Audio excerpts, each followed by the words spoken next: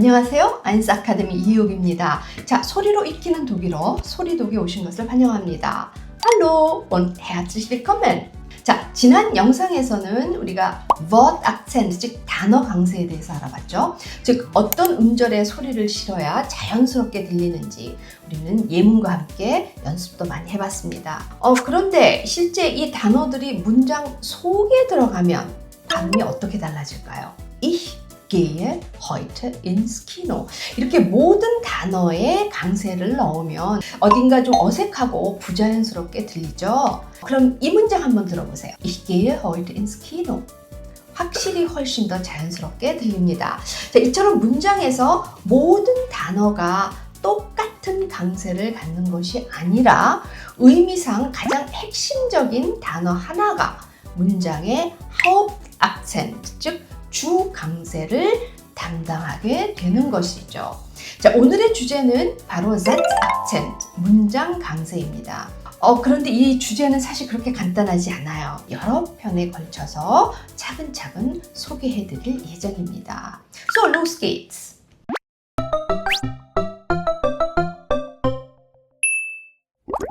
이번 영상에서는요, 이제 그냥 사실이나 정보를 전하는 기본 문장, 즉 중립적인 평서문 안에서 문장 강세가 어떻게 작동하는지 핵심 두 가지 포인트로 쉽고 또 명확하게 정리해 드리겠습니다. 자, 첫 번째 포인트 갈까요?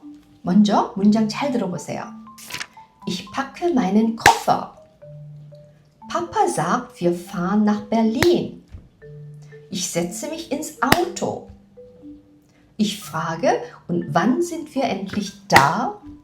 자, 어떤 공통점이 느껴지셨나요? 맞습니다. 대부분 문장의 마지막에 있는 내용어의 강세가 실린다는 것을 알 수 있습니다. 이것이 바로 첫 번째 규칙이거든요. 자, 문장 강세는 보통 문장의 끝에 옵니다. 가장 일반적인 중립적인 문장에서는 정보적으로 가장 중요한 단어가 문장의 끝, 즉 오른쪽에 오는 경향이 있다는 것 꼭 기억해 두시기 바랍니다. 자, 그럼 벌써 두 번째 포인트로 넘어가 보겠습니다. 우리가 강세는 보통 문장 끝에 있는 단어에 온다고 했죠. 그런데 문장 끝이라고 해서 사실 모든 단어가 강세를 받는 건 아닙니다. 이건 또 뭐지?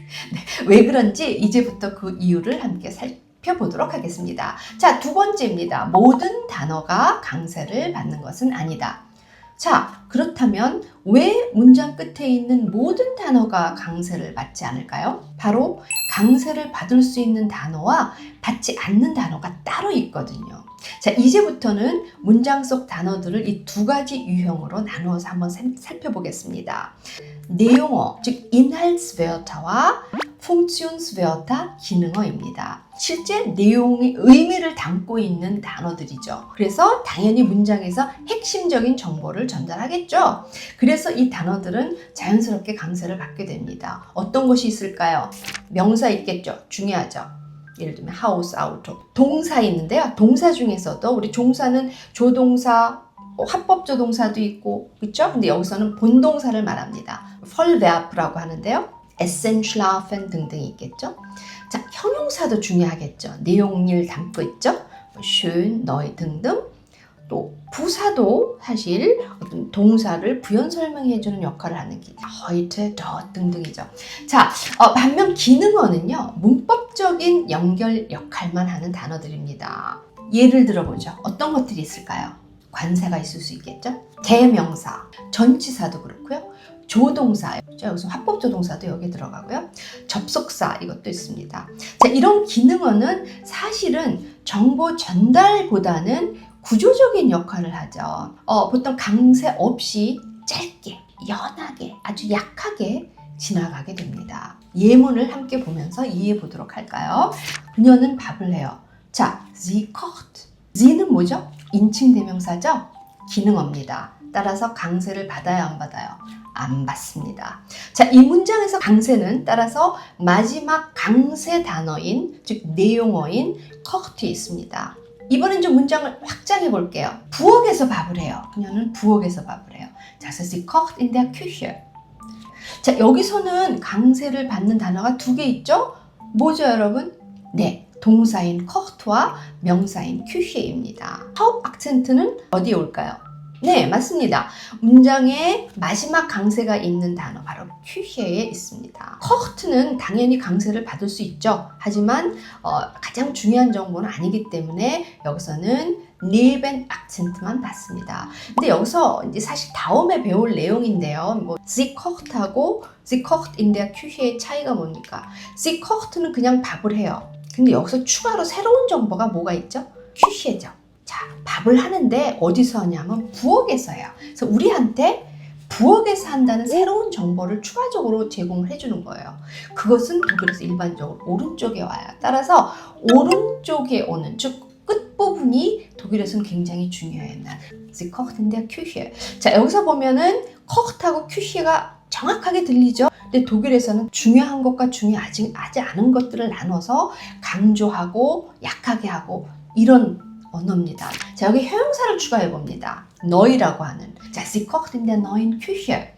여기서는 어떤 것들이 있죠? 동사, 형용사, 명사 이 세 개가 강세 단어입니다. 근데 여기서 마지막 강세 단어는 여전히 Küche에 있습니다. 나머지 kocht, 너희는 어떻게 될까요? 네, 부강세, Nebenakzent만 받게 됩니다. 자, 한번 따라 읽어보세요. Sie kocht in der neuen Küche. 자, 너희도 당연히 Nebenakzent를 받게 되죠. Sie kocht in der neuen Küche. So, 자, 이번에는 구조가 조금 다른 문장으로 가볼게요. 역시 짧은 기본 문장으로 시작합니다. Ich spare. 난 절약해요. Ich spare. 당연히 spare에 문장 강세가 오죠. ich는 당연히 안 되죠. 인칭 대명사니까요. 자, 근데 조금 새로운 내용이 들어갔어요. 미래를 위해서, 나중을 위해서 절약해. 자, 그럼 새로운 정보가 들어왔죠? Ich spare für später. Ich spare für später. 자, führ는 전치사기 때문에 당연히 악센트 안 받습니다. ich도 안 받아요. 여기서 받을 수 있는 건 두 가지. sparen하고 später 받습니다. 그렇지만 마지막 내용어라 그랬죠? 그래서 später가 하uptakzent를 받게 됩니다. 당연히 ich하고 führ는 기능어이기 때문에 강세를 안 받죠. Ich spare für später. Ich spare für später. 자, 이번에는 명령문을 한번 볼게요. 그 명령문은 경우에 따라서 동사 하나만으로도 문장이 완성될 수 있어요. 그러니까 예를 들면 먹어, is 이거 하나만으로도 충분히 내용이 전달이 되죠. 그래서 이 문장은 명령문이기 때문에 is이라고 하는 동사 하나로도 완전히 문법적인 문장입니다. 당연히 동사 is의 강세가 오겠죠. is 이렇게 됩니다. 자, 여기에 만약에 모달 파티클, 즉 첨사 더를 하나 더 추가해 볼게요. 이 더는 사실 말의 뉘앙스를 조금 부드럽게 만드는 첨가어죠. 그래서 강세를 받지 않아요. ist doch가 아니라 ist doch. ist doch를 아주 좀 약하게, 그렇지만 뭔가 첨가해줘서 전체적인 말의 뉘앙스를 좀 부드럽게 하는 그런 역할을 해줍니다. 여기에 감탄사 하나 붙이겠습니다. 비테가 하나 들어가면 어떻게 될까요? 비테도 역시 감탄사는 기능어거든요. 비테 ist doch 이렇게 됩니다. 제발 좀 먹어 이런 뜻이죠. 그래서 비테하고 더는 약하게 비테 ist doch. 자, 들릴 듯 안 들릴 듯 비테 ist doch. 자, 그 다음 마지막 예문으로 넘어가겠습니다. 자, Peter hilft. Peter도 명사고요. hilft, helfen 동사도 본동사입니다. 자, 이 경우 역시 마지막 helfen 동사에 Satz 악센트가 실리죠. 그래서 Peter hilft. Peter hilft. Nein. Peter hilft. 자, 그럼 거기에 대명사, 인칭대명사 dear가 추가되면 어떻게 될까요? Peter는 너를 도와주네. 그랬을 때 디어가 대명사기 때문에 강세를 받을까요? 안 받을까요? 당연히 안 받죠. 자, 그래서 약하게 발음됩니다. helfen 동사, hilft가 하uptakzent를 받게 됩니다. Peter hilft dir. 매일 도와줘 라고 하는 täglich 부사가 들어가요. 그러면 어떻게 될까요? 이제 아시겠죠, 여러분들 원리를? 여기서는 Peter hilft, täglich 이 세 가지가 다 강세를 받는 품사들입니다. 매일이라고 하는 것들이 또 새로운 정보죠. 그래서 뒤에 옵니다. Peter hilft dir täglich. 그런데 왜 이렇게 말이 많어? 피에타가 너를 매일 도와주는데. 이런 의미죠. 근데 뭐 하는 일에 도와주냐? 여기서 또 새로운 정보가 나왔어요. 일하는데 너의 일을 도와줘 하면 bei der Arbeit가 새로 추가됐죠? Peter hilft dir täglich bei der Arbeit. 이렇게 됩니다. Peter hilft dir täglich bei der Arbeit. 왜 그럴까요? 강세받는 것들 어떤 게 있어요? Peter 있습니다. helfen 동사 있어요. täglich 있었어요. 자, 여기서는 bei der는 전치사 관사니까 안 되죠. Arbeit 명사니까 들어가고 맨 마지막에 있으니까 Arbeit의 악센트가 옵니다. 자, 그러면 처음부터 한번 같이 봅시다. Peter hilft. Peter hilft dir. Peter hilft dir täglich. Peter hilft dir täglich bei der Arbeit. 아시겠어요? 자, 여기까지 우리는 어떤 단어를 뚜렷하게 발음해야 되고 또 어떤 단어는 짧고 가볍게 그냥 흘러 넘겨야 될지, 즉 내용어와 기능어의 차이를 함께 살펴봤습니다. 자, 이제 여러분이 직접 따라 말해보는 시간입니다. 제가 문장을 먼저 천천히 읽어 드릴게요. 그러면 이제 강세 위치를 잘 듣고 그대로 따라 해보시기 바랍니다. 자, 두 가지 포인트 조심하시기 바랍니다. 강세는 보통 문장 끝, 내용어는 길고 분명하게, 기능어는 짧고 약하게 따라 읽으시기 바랍니다. Ich trinke Kaffee. Ich trinke Kaffee. Sie bleibt zu Hause. Sie bleibt zu Hause.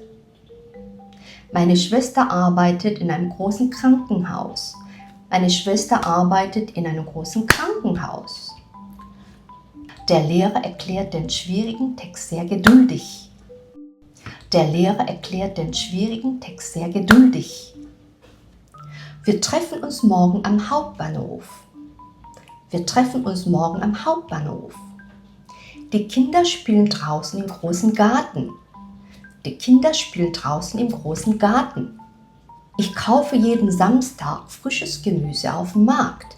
Ich kaufe jeden Samstag frisches Gemüse auf dem Markt. 아주 잘하셨습니다. 자, 방금 연습한 문장들처럼 문장의 끝에 강세가 오고 내용어에만 힘을 주는 리듬, 이제 조금 익숙해지셨나요? 자, 그럼 마지막으로 여러분이 직접 문장 강세를 찾아보는 퀴즈 시간입니다. 지금까지 배운 두 가지 핵심 규칙 잘 기억하고 계시죠? 자, 제가 문장을 제시하고 가능한 강세 위치 3개 보여드리겠습니다. 5초 동안 가장 자연스러운 강세 위치를 골라보시기 바랍니다. 자, 준비되셨죠? Los geht's! 연습 문제 시작합니다. 자, 빨간 원은 이렇게 문장 강세, 즉 악센트가 있는 음절을 표시하고요. 이렇게 큰 흰색 원은 단어 강세가 있는 음절, 즉 네벤 악센트를 나타냅니다. 아주 작은 흰색 원 있죠? 이거는 강세가 없는 약한 음절을 나타내는 겁니다. 자, 어디 있을까요? 그렇죠. Wir haben am Montag einen Termin. 자, 여기서 wir am einen은 기능어라서 강세가 없습니다. haben 여기서 본동사로 쓰였거든요. 그래서 haben Montag Termin이 악센트를 받는데 그 중에서 마지막에 있는 Termin에 Hauptakzent, 즉 Satzakzent가 옵니다. 그래서 wir haben am Montag einen Termin. 자, 그럼 여러분들이 한번 풀어보세요.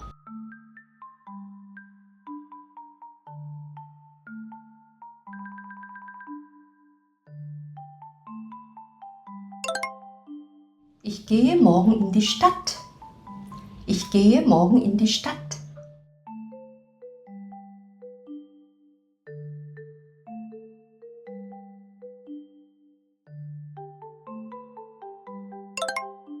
Er arbeitet heute bis spät. Er arbeitet heute bis spät.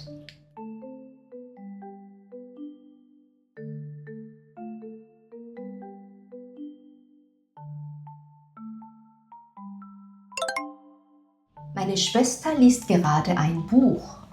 Meine Schwester liest gerade ein Buch. 자, 어떠셨나요? 방금 푼 강세 문제 잘 맞추셨어요? 자, 오늘 영상이 사실 여러분의 독일어 리듬 감각을 키우는데 조금이라도 좀 도움이 되었길 바랍니다. 자, 다음 영상에서는 문장 강세 두 번째 이야기 파트 2로 다시 찾아오겠습니다. 자, 이번에는 또 다른 관점에서 문장 속 강세를 살펴볼 테니까요. 기대해 주세요. 자, 구독과 좋아요 잊지 마시고요. 여러분의 리듬감 있는 독일어 저와 함께 만들어 가겠습니다. Tschüss und bis bald!